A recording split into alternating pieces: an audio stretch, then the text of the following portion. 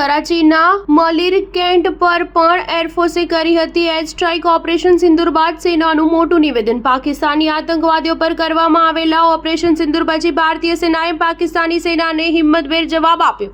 વાયુસેનાના ડીજીએમઓ air marshal એ.કે. ભારતીએ સોમવારે કહ્યું હતું કે પાકિસ્તાની સેનાના હુમલા પછી ભારતીય સેનાએ કરાચી નજીક માલિર કેન્ટ સહિત અનેક સ્થળોએ આયોજનપૂર્વક નિશાન બનાવ્યા હતા। વાયુસેનાએ આ છાવણીની એર ડિફેન્સ સિસ્ટમ પર પણ હુમલો કરવામાં આવ્યો હતો। મીડિયાને સંબોધતા એર માર્શલ એ.કે. ભારતીએ કહ્યું કે ઓપરેશન સિંદૂર પર પાકિસ્તાનની પ્રતિક્રિયા પછી અમે કેટલાક લક્ષ્ય નક્કી કર્યા હતા, જેમાં કરાચીથી થોડે દૂર સ્થિત મલિર કેન્ટનો પણ સમાવેશ થયો હતો। આ છાવણી જમીનથી હવામાં પ્રહાર કરતી મિસાઇલોનું મુખ્ય કેન્દ્ર છે। ભારતીએ જણાવ્યું હતું કે ભારતીય એર ડિફેન્સ સિસ્ટમે 7 મેના રોજ પાકિસ્તાન તરફથી આવતા ડ્રોન અને રોકેટને સફળતાપૂર્વક રોકવામાં આવ્યા હતા। પાકિસ્તાન દ્વારા છોડવામાં આવેલા ડ્રોનનું લક્ષ્ય માત્ર ભારતીય સેના જ નહીં પરંતુ સામાન્ય નાગરિકો પણ હતા। ભારતીય વાયુસેનાએ તેનો જવાબ આપતા પાકિસ્તાનમાં મલિર કેન્ટ પર હુમલો કર્યો હતો। એર માર્શલે કહ્યું કે ઓપરેશન સિંદૂરમાં આતંકવાદીઓ પર અમારા તરફથી કરવામાં આવેલી એર સ્ટ્રાઇક પછી